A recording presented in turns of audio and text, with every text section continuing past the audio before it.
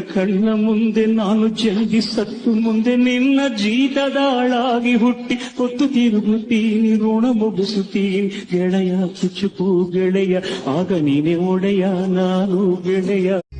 ಮನಸ್ಸಲ್ಲಿ ಬಯಸುವುದೇ ಒಂದು ಬದುಕಲ್ಲಿ ನಡೆಯುವುದೇ ಒಂದು ಆ ವಿಧಿಯ ಬರಹ ಏನೆಂದು ಹೇಳುವರ ಕಾಣೆ ನಾನಿಂದು.